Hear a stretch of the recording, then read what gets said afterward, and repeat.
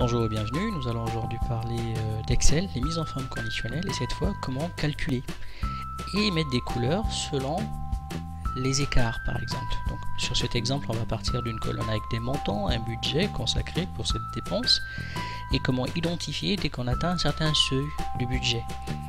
Donc c'est assez simple à mettre en place et on verra surtout comment aussi mettre cette ligne coloriée sur toute la largeur du tableau. C'est parti! Voilà donc notre tableau avec les budgets en question. Ce qu'on veut, c'est identifier donc un seuil par rapport au budget engagé. Donc comment est-ce qu'on fait ça avec les mises en forme conditionnelles?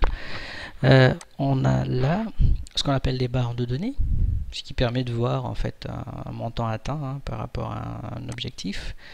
Le problème, c'est que ces barres de données sont faites pour dessiner un seuil donc par rapport à une colonne et non pas une ligne.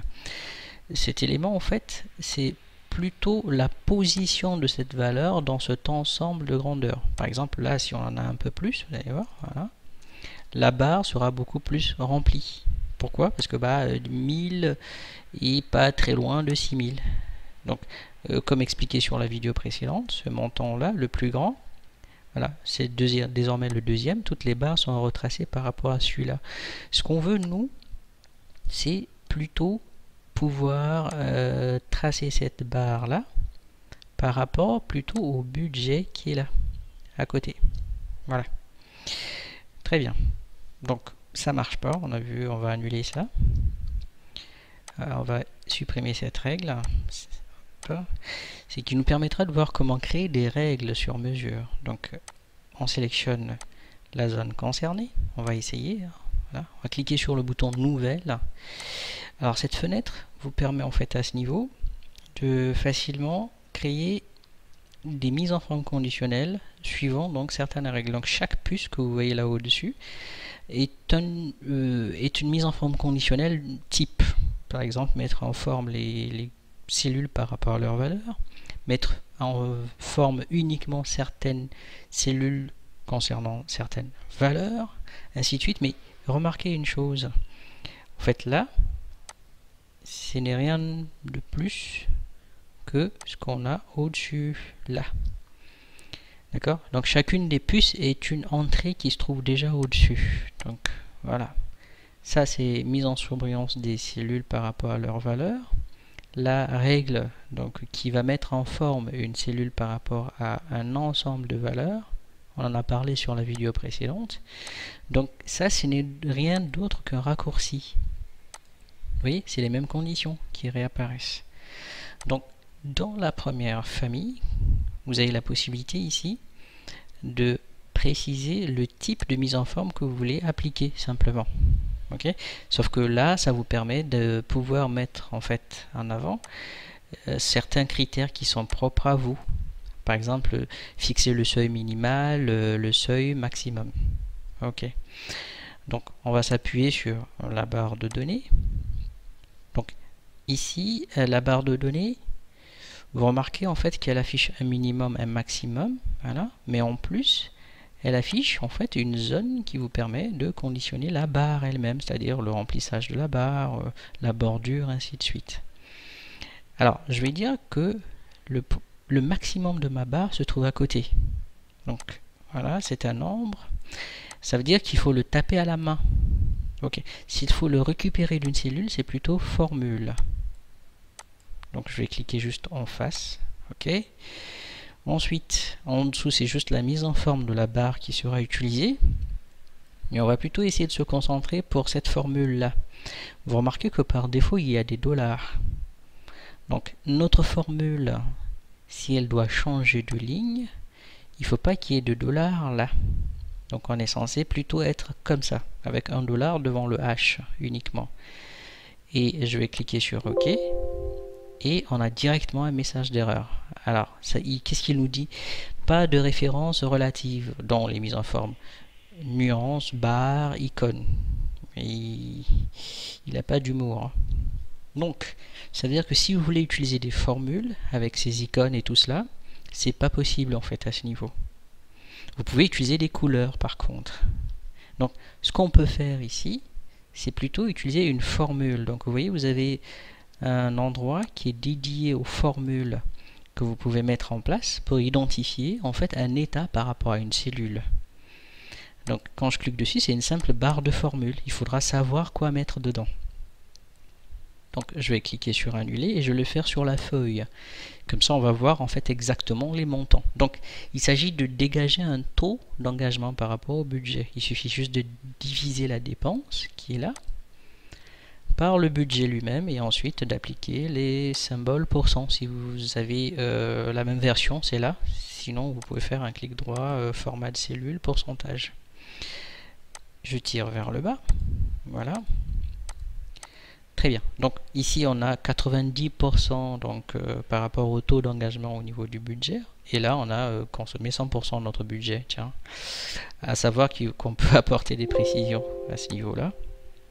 Voilà. Mais bon, on va dire que c'est 100%. Donc ici, l'idée c'est de faire une formule qui permettra de dire tiens, si on atteint 70% du montant du budget, d'afficher une couleur. Donc il faut aller sur mise en forme conditionnelle. On peut directement aller là, cliquer sur la nouvelle règle, voilà. Donc la formule ici, ce sera la même chose. Donc si le seuil atteint 70%, ça veut dire que c'est le montant divisé cette fois par son budget ici. Alors j'attire votre attention sur cette partie-là. Vous voyez, on a quand même les dollars par défaut. Surtout, n'utilisez pas les flèches du clavier, il n'aime pas à ce niveau. Vous devez placer votre curseur ou utiliser la touche F4 pour enlever les dollars. Vous voyez, chaque fois que vous appuyez sur F4, vous changez de position de dollar. Il faut que le dollar soit juste devant la lettre de la colonne concernée. Donc les budgets sont en H, il faut que j'ai un dollar devant le H, et là pareil.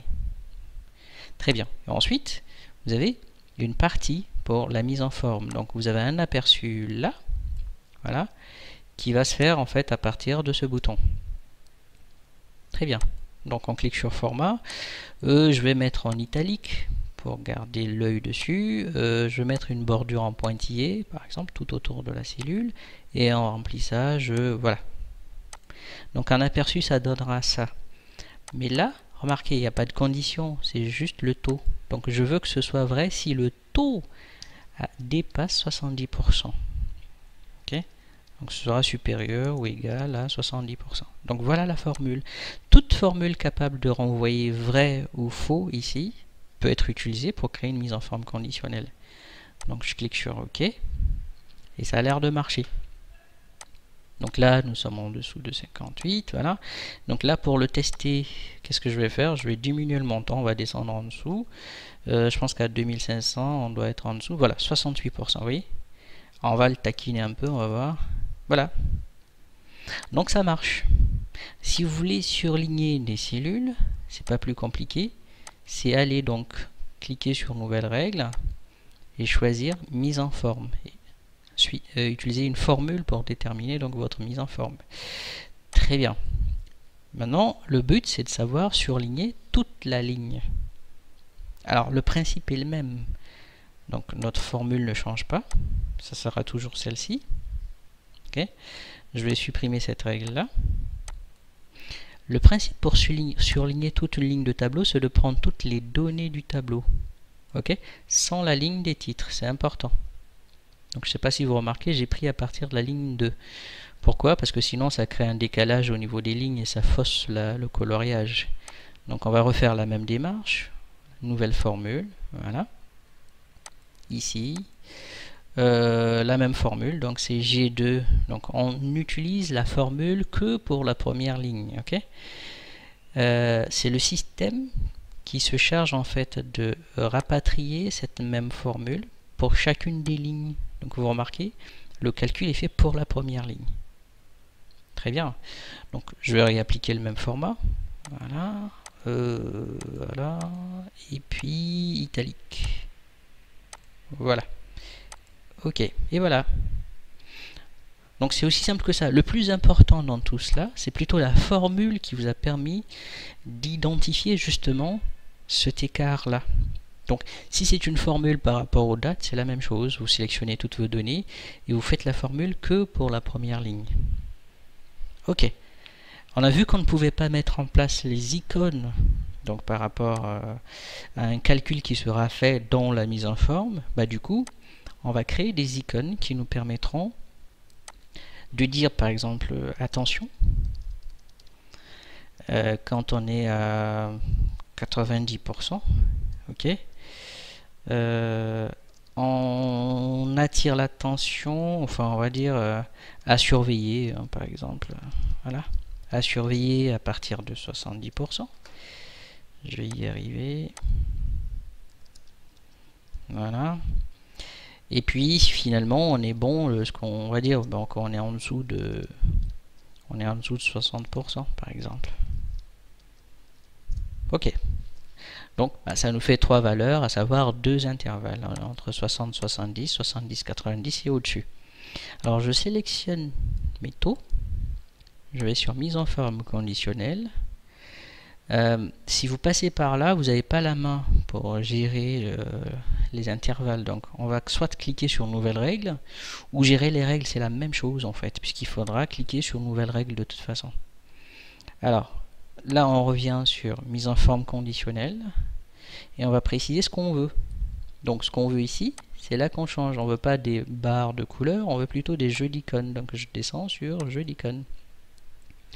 Donc concrètement, voilà le moteur qui vous permet de gérer comment est-ce qu'il affecte les icônes aux intervalles. Par défaut, il fait des calculs sur un taux d'une colonne. D'accord? Donc nous, on va vouloir par exemple fixer nos propres taux.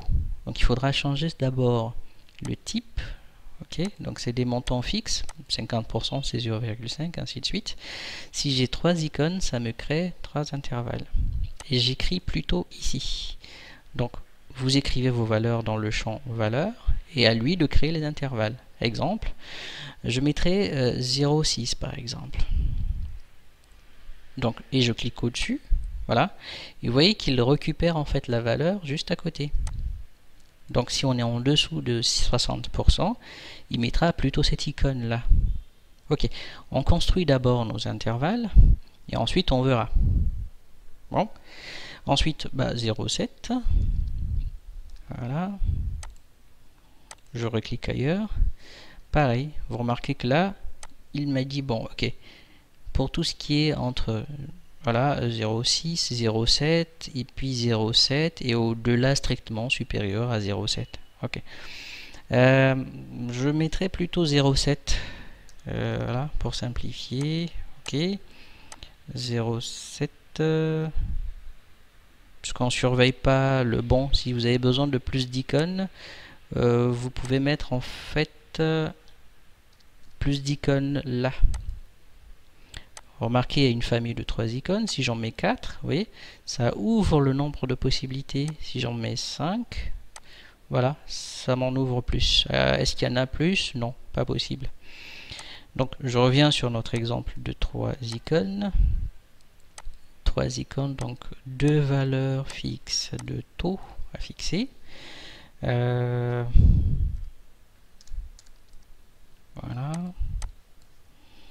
On va dire tout ce qui est supérieur à 90%, donc 0,9. Voilà.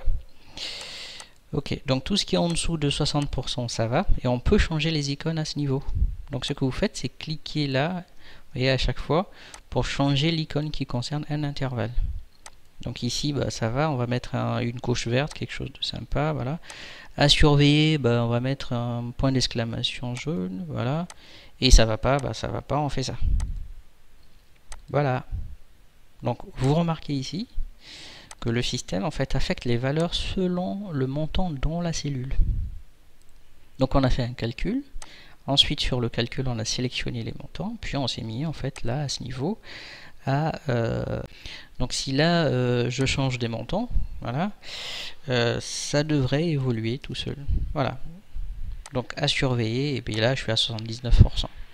Donc ici, si vous ne voulez pas afficher les taux et que vous souhaitez uniquement afficher les indicateurs, c'est possible aussi. Il faut aller chercher donc la règle que vous avez créée, donc, et puis la modifier dans les modifications. Il y a une petite option qu'il faut préciser. Donc cocher la case ici, afficher l'icône uniquement. Voilà. Et une fois que vous faites ça, vous pouvez gérer la position des icônes avec l'alignement du texte simplement. Autrement, non. Je réduis. Et voilà. Voilà, vous savez tout. Si la vidéo vous a aidé, donc cliquez sur le petit pouce. N'oubliez pas, pour nous soutenir, abonnez-vous. Et pour suivre toute nouvelle vidéo, cliquez sur la cloche. Si vous avez des questions, lâchez-vous dans les commentaires. À bientôt.